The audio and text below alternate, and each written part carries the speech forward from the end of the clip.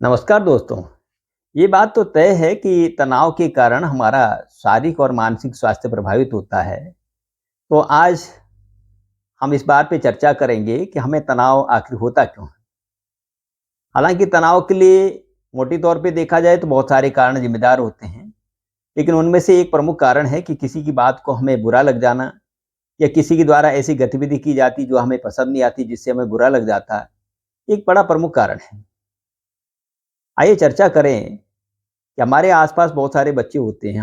कई बार उनकी ऐसी गतिविधि होती हैं, ऐसी शैतानियाँ होती हैं, हम उसको डाँट देते हैं या ऐसी ज़िद कर लेते हैं।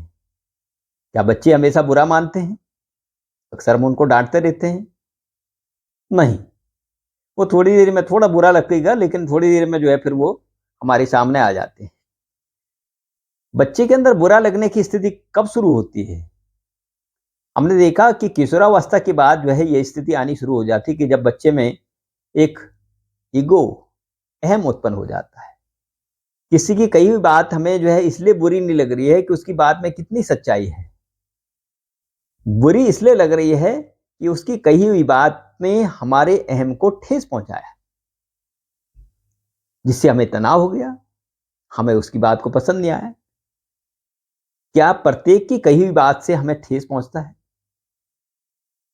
अगर देखें, अगर हमारे साथी, हमारे समकक्ष या कार्यालय में हमारे समकक्ष अगर हमें डाँटते हैं या कुछ ऐसी बातें कहते हैं जो हमें जो है कड़वी लगती है, तो हमें उससे तनाव हो जाता है।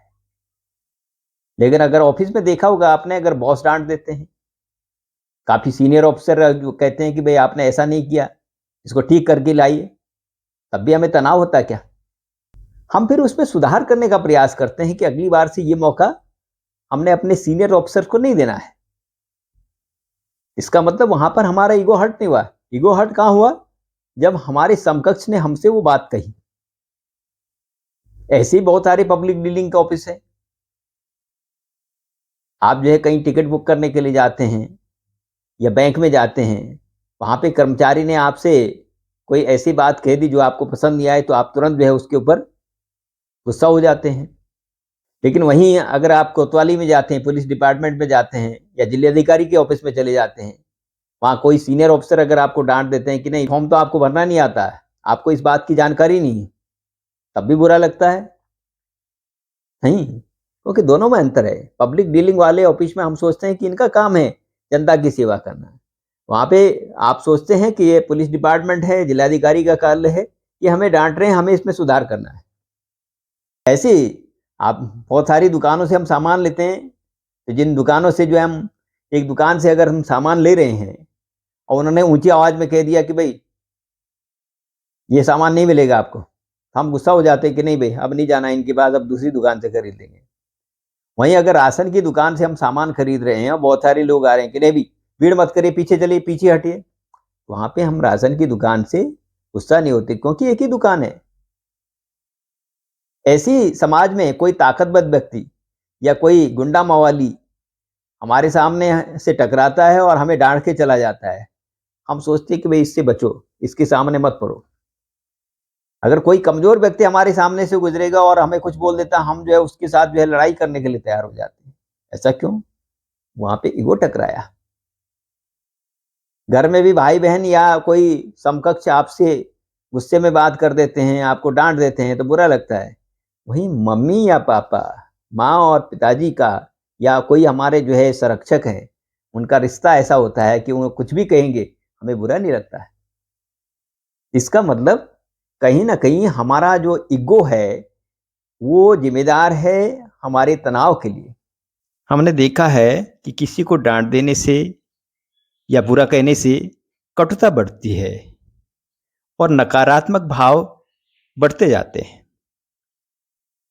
लेकिन ऐसा व्यक्ति जो हमें डाँटता है या बुरा कहता है, अगर हम उनके इन कृत्यों के लिए माफ़ कर देते हैं, उससे क्या होता है कि जो नकारात्मक माहौल बना हुआ है और उसके कारण जो तनाव उत्पन्न हो गया है, उसको दूर करने का एक हमें मौका मिल जाता है। और सबसे बड़ी उपलब्धि होती है कि उससे एक हमें एक संतुष्टि मिलती है और एक आत्मिक सुख प्राप्त होता है। हमारे आपस में संबंध भी प्रगाढ़ होते जाते हैं। निश्चित रूप से ये बड़ा कठिन कार्य है, इसमें साहस की आवश्यकता होती है, लेकिन इसके परिणाम बड़े अतुलनीय होते हैं। किसी व्यक्ति ने सपोज आपको डांट दिया या बुरा कह दिया, गलत ढंग से पेश आया, तो जहां वो पहले अपने आप को मजबूत समझ रहा था कि मैंने आपको डांट दिया, लेकिन आपके माफ करने के बाद वो कैसे महसूस करेंगे?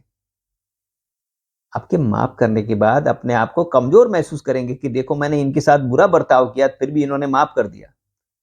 तो ताकतवर स्थिति कौन है? माफ करना, न कि किसी को डांटना। और इससे एक फायदा हो गया आपको, आपने वो जो तनाव, एक ग्रंथि आपके मन में जो है हमेशा के लिए बैठने वाली थी, उसको जो है पहले ही माफ करने के साथ ही उसको दूर कर दिया। वो ना तो आपको मानसिक रूप से परेशान करेगी, ना शारीरिक रूप से परेशान करेगी। तो तनाव का एक सबसे बड़ा कारण ईगो को आपने दूर कर दिया। आप, मेरा अनुरोध है कि अपने जीवन में हम इन तरीकों को अपनाने का प्रयास करें, जिससे कि हमें न तो तनाव होगा और हम तनाव से होने वाले शारीरिक और मानसिक परेशानी से बच सकते हैं। साथ ही साथ समाज में एक अच्छा दृष्टांत भी जो है हम प्रस्तुत कर सकते हैं। नमस्कार।